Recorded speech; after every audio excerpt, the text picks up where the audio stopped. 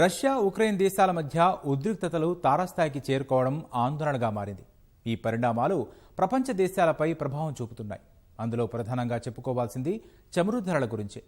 కొన్నాళ్లుగా కొద్దిపాటి తేడాలతో కొనసాగుతున్న చమురు ధరలు ఒక్కసారిగా పరుగులు పెడుతున్నాయి. ఇప్పుడిప్పుడే కోవిడ్ సంక్షోభం నుంచి ఆర్థిక వ్యవస్థను గాడిలో పెడుతున్న భారత్కు ఇది పెను సవాల్గా మారింది. అంటే దేశంలో మళ్లీ పెట్రోల్ డీజిల్ ధరలు పెరగనున్నాయా? నిత్యావసర ధరలు కొండెక్కనున్నాయా? ద్రవ్యోల్బణం పెరిగి ఆర్థిక అసమానతలు పెరిగే ప్రమాదముందా? రష్యా ఉక్రెయిన్ యుద్ధం ప్రభావం భారత్పై ఏ మేరకు ఉండనుంది? ఇలాంటి ఎన్నో ప్రశ్నలు ఆసక్తి రేపుతున్నాయి.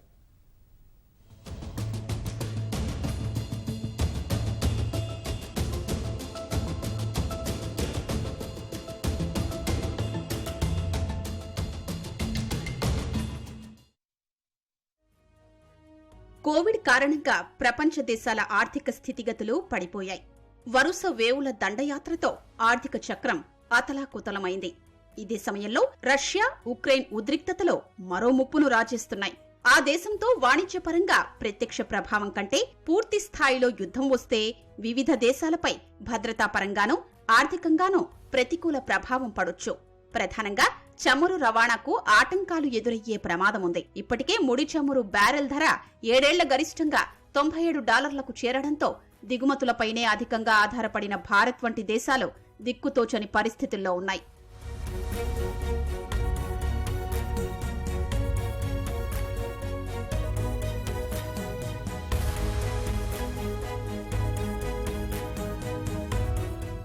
రష్యా అధ్యక్షుడు పుతిన్ యుద్ధానికే సై అంటున్నారు. రష్యా తూర్పు ఉక్రెయిన్లోని రష్యా మద్దతు గల వేర్పాటువాద ప్రాంతాలు డొనెట్స్క్, లుహాన్స్క్ ప్రాంతాల్ని స్వతంత్ర ప్రాంతాలుగా గుర్తిస్తున్నట్లు ప్రకటించారు. దీంతో ప్రపంచ దేశాలు రష్యా మీద ఆగ్రహం వ్యక్తం చేస్తున్నాయి. అమెరికా, బ్రిటన్, జర్మనీ తదితర దేశాలు వాణిజ్యపరంగా ఆంక్షలు విధించేందుకు సర్వం సిద్ధం చేస్తున్నాయి. ఈ పరిణామాల నేపథ్యంలో ఫిబ్రవరి 22 నాటికి చమురు ధరలు 7 ఏళ్ల గరిష్ట స్థాయికి చేరుకున్నాయి. ప్రపంచ బెంచ్ మార్క్ అయిన బ్రెంట్ క్రూడ్ ఆయిల్ ధర $98.94కు చేరింది. 2014 సెప్టెంబర్ తర్వాత ఇదే అత్యధికం. పరిస్థితులు ఇలాగే కొనసాగితే రానున్న రోజుల్లో ముడి చమురు బ్యారెల్ ధర $100 నుంచి $125కు చేరే అవకాశముందని నిపుణులు అంచనా వేస్తున్నారు. ఇప్పటి వరకు జర్మనీతో ఒప్పందం ఉన్నటువంటి పైప్ లైన్ అది రద్దు చేసుకుంటున్నామని జర్మన్ ప్రభుత్వం ప్రకటించింది. కాబట్టి దాని ద్వారా ఆ పైప్ లైన్ ద్వారా గ్యాస్ సరఫరా అవుతుంది యూరోపియన్ దేశాలకు, ఇతర దేశాలకు కూడా. మరి ఆ ఒప్పందం రద్దయిన తర్వాత యూరోపియన్ దేశాలు సంకట పరిస్థితుల్లో పడతాయి. రష్యా నుంచి వచ్చేటువంటి గ్యాస్ అంతా ఆగిపోతుంది. ఎక్కడి నుంచో తెప్పించుకోవాలి, మిడిల్ ఈస్ట్ నుంచో, అమెరికా నుంచో, ఎక్కడి నుంచో. ఇప్పటికే పెట్రోలియం ధరలు పెరిగినాయి. కాబట్టి దీని పర్యవసానం అదే కొనసాగినట్లయితే ఈ ఉద్రిక్తత తప్పనిసరిగా ప్రపంచ మార్కెట్లో కొన్ని ఆందోళనకరమైనటువంటి పరిణామాలు జరిగే అవకాశం ఉంది. పెట్రోలియం ధరలు పెరుగుతాయి, ఇన్ఫ్లేషనరీ ప్రెషర్స్ ఎక్కువ అవుతాయి. ప్రపంచంలో సౌదీ అరేబియా తర్వాత అత్యధిక చమురును ఎగుమతి చేసే దేశం రష్యానే. అత్యధిక సహజ వాయువు రష్యా నుంచే వస్తుంది. ప్రపంచంలో వినియోగించే ప్రతి 10 బ్యారెళ్ల చమురులో 1 బ్యారెల్ ఇక్కడి నుంచే ఉత్పత్తి అవుతుంది.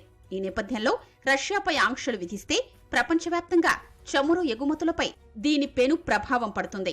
చమురు, గ్యాస్ కు తీవ్రమైన కొరత ఏర్పడుతుంది. దీంతో బ్యారెల్ $100ను తేలిగ్గా దాటేస్తుంది. ఇలాంటి క్లిష్ట సమయంలో ఒపెక్ దేశాలు చమురు సరఫరాను ఇతర మార్గాల్లో పెంచే మార్గాల్ని అన్వేషిస్తున్నాయి.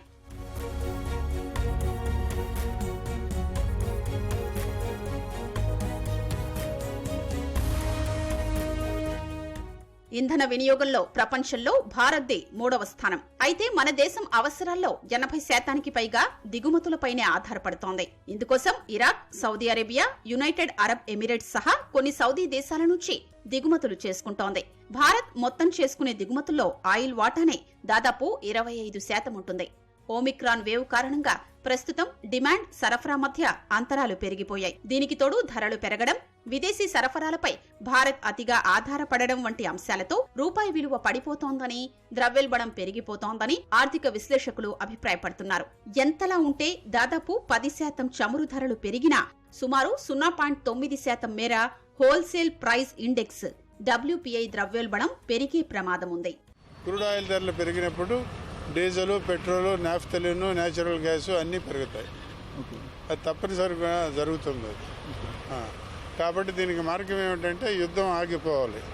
యుద్ధం ఆగిపోతే యూరోప్ నుంచి రష్యా నుంచి యూరోప్కి వచ్చే గ్యాసు ఎక్కువవుతుంది.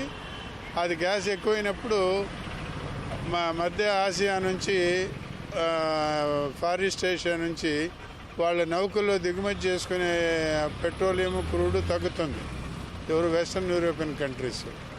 కాబట్టి దీనికి పోటీ ఎక్కువవుతుంది.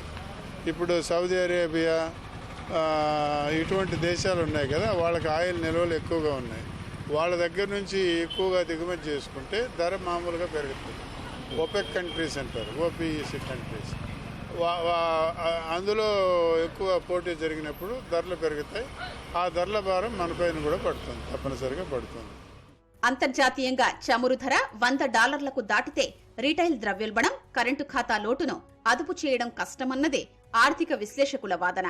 పెరుగుతున్న ముడి చమురు ధరలు దేశంలో ఆర్థిక స్థిరత్వానికి సవాల్ విసురొచ్చు.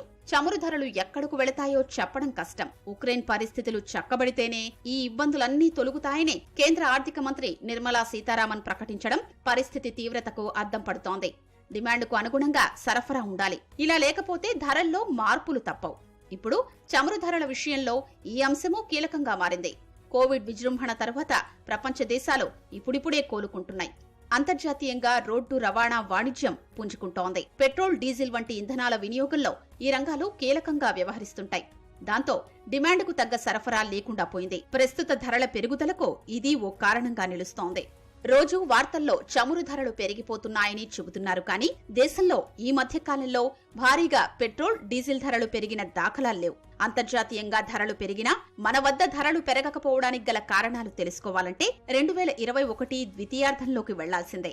డెల్టా వేవ్ తగ్గగానే అంతర్జాతీయంగా ముడి చమురు ధరలు పెరిగాయి. దీంతో దేశంలో పెట్రోల్, డీజిల్ రేట్లు పరుగులు పెట్టాయి. దాదాపుగా రోజూ ధరల్లో మార్పులు కనిపించేవి. అయితే గత నవంబర్లో కేంద్రం పెట్రోల్పై ₹5, డీజిల్పై ₹10 తగ్గించింది. దీంతో పాటు ఆయా రాష్ట్రాలు కొంతమేర ధరలు తగ్గించాయి. దీంతో వాహనదారులకు కొంత ఉపశమనం లభించింది. డిసెంబర్ 1, 2021 నుంచి తరువాత చమురు ధరలు దాదాపు 40% పెరిగాయి. అయినా దేశంలో పెట్రోల్, డీజిల్ ధరలు పెద్దగా పెరగలేదు. అందుకు కారణం 5 రాష్ట్రాల ఎన్నికలే అనేవారు లేకపోలేదు.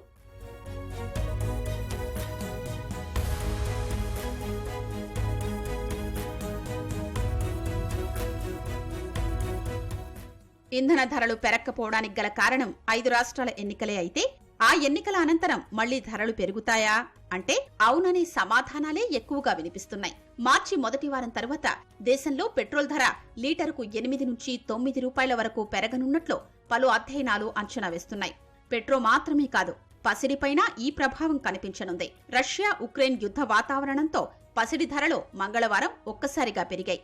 అంతర్జాతీయ మార్కెట్స్ లో ధరలు 9 నెలల గరిష్టానికి చేరుకున్నాయి. రాజధాని ఢిల్లీలో 24 క్యారెట్ల 10 గ్రాముల బంగారంపై సుమారు $600 పైగా పెరిగింది. వెండి ధర కిలోపై సుమారు $1,100 మేర పెరిగింది. యుద్ధం ప్రభావం దిగుమతుల మీదే కాదు, ఎగుమతులపైనా పడింది. ఉక్రెయిన్ కు భారత్ నుంచి ఎగుమతయ్యే వాటిల్లో ఔషధాల వాటాయే అధికం. విలువ పరంగా ఉక్రెయిన్ కు ఔషధాల్ని అత్యధికంగా ఎగుమతి చేసే దేశాల్లో భారత్ మూడోది. జర్మనీ, ఫ్రాన్స్ లో తొలి 2 స్థానాల్లో ఉన్నాయి. అలాగే Ranbaxy, doctor Reddy's laboratories, Sun Group తదితర భారత కంపెనీలకు ఉక్రెయిన్ లో కార్యాలయాలున్నాయి. ఈ కంపెనీలు అక్కడ ఇండియన్ ఫార్మాస్యూటికల్ మ్యానుఫ్యాక్చరర్స్ అసోసియేషన్ ను IPMA కూడా ఏర్పాటు చేసుకున్నాయి. అలాగే రియాక్టర్లు, బాయిలర్ యంత్రాలు, మెకానికల్ సామాగ్రి, నూనె గింజలు, పండ్లు, కాఫీ, తేయాకు వంటివి ఉక్రెయిన్ కు భారత్ ప్రధానంగా ఎగుమతి చేస్తోంది. అందువల్ల ప్రస్తుత ఉద్రిక్తతలు మరింత తీవ్ర రూపం దాలిస్తే ఇరు దేశాల మధ్య జరిగే వాణిజ్యంపైన ప్రభావం పడొచ్చు. ప్రపంచంలో ఒక ఆయిల్ ప్రాబ్లమే కాదు, ఇప్పటికే ఆయిల్ ధర పెరిగింది, పెట్రోల్ ధరలు. రేపు ఇన్ఫ్లేషనరీ ప్రెషర్స్, ద్రవ్యోల్బణం మరింత పెరుగుతుంది. అక్కడి నుంచి రవాణా దెబ్బతింటుంది. అక్కడి నుంచి నిత్యావసరాల మీద ఏర్పడుతుంది.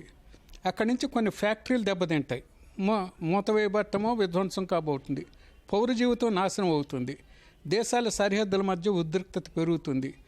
అందుకని ఇది చాలా తీవ్రమైనటువంటి పర్యావసనాలు.